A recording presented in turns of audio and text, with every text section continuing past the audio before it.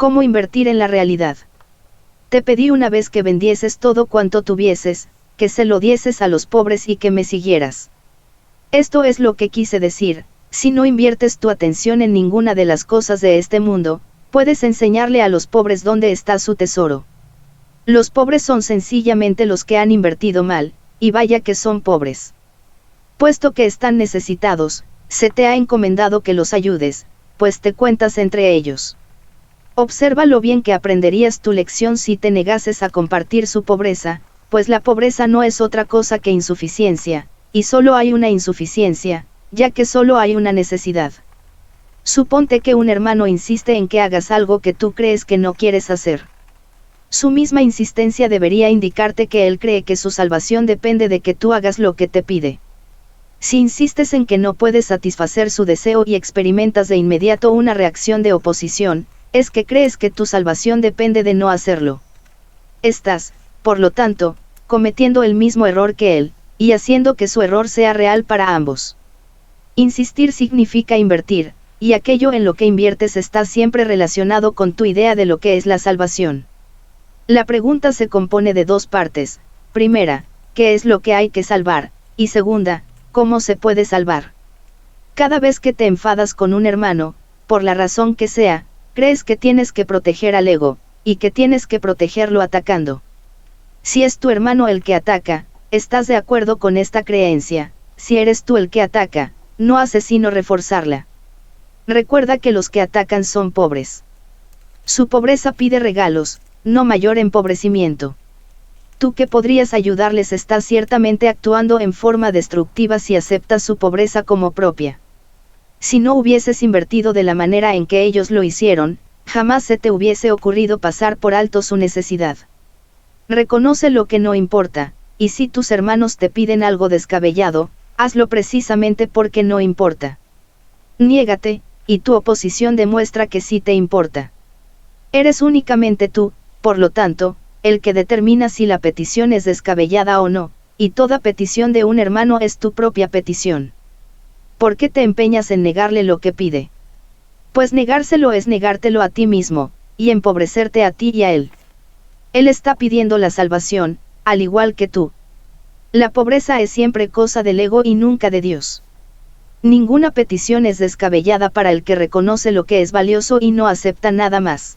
La salvación es para la mente, y se alcanza por medio de la paz. La mente es lo único que se puede salvar, y solo se puede salvar a través de la paz. Cualquier otra respuesta que no sea amor, surge como resultado de una confusión con respecto a qué es la salvación y a cómo se alcanza, y el amor es la única respuesta.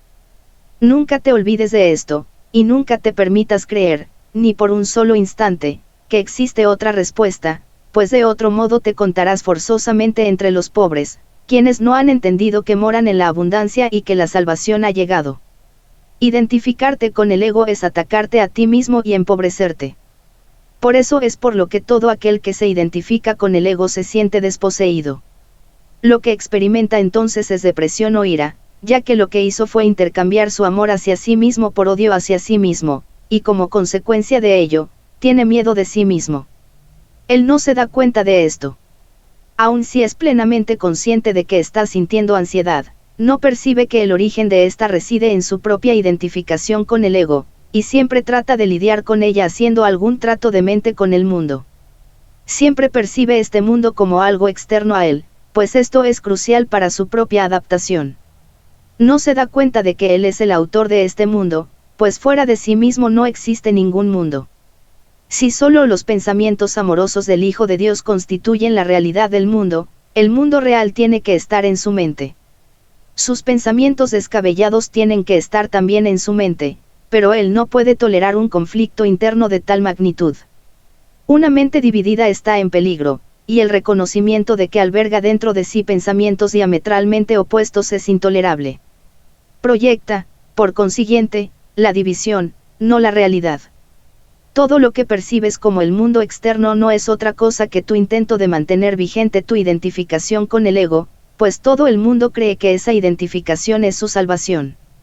Observa, sin embargo, lo que ha sucedido, pues los pensamientos tienen consecuencias para el que los piensa. Estás en conflicto con el mundo tal como lo percibes porque crees que el mundo es antagónico a ti.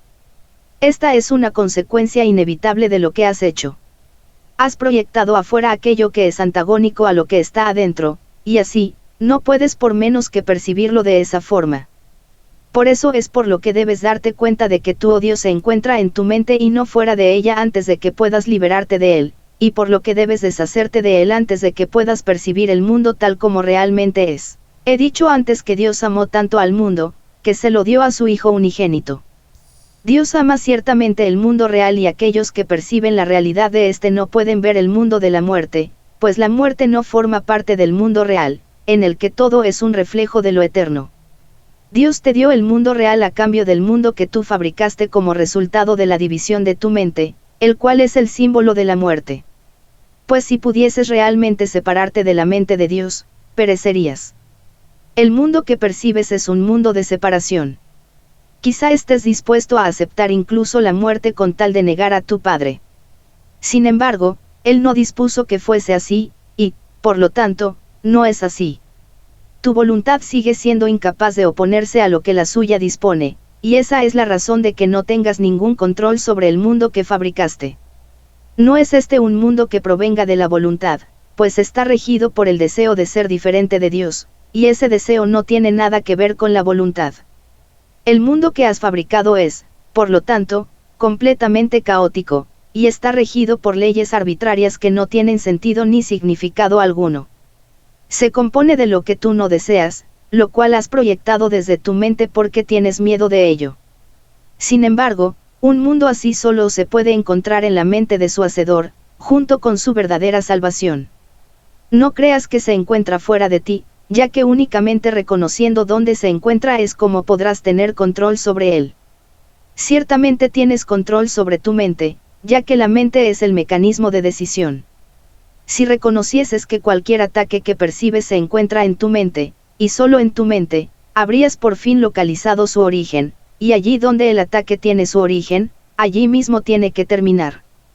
Pues en ese mismo lugar reside también la salvación. El altar de Dios donde Cristo mora se encuentra ahí. Tú has profanado el altar, pero no has profanado el mundo. Cristo, sin embargo, ha puesto la expiación sobre el altar para ti. Lleva todas tus percepciones del mundo ante ese altar, pues es el altar a la verdad. Ahí verás tu visión transformarse y ahí aprenderás a ver verdaderamente. Desde este lugar, en el que Dios y su Hijo moran en paz y en el que se te da la bienvenida, mirarás en paz hacia el exterior y verás el mundo correctamente. Mas para encontrar ese lugar tienes que renunciar a tu inversión en el mundo tal como lo proyectas, y permitir que el Espíritu Santo extienda el mundo real desde el altar de Dios hasta ti.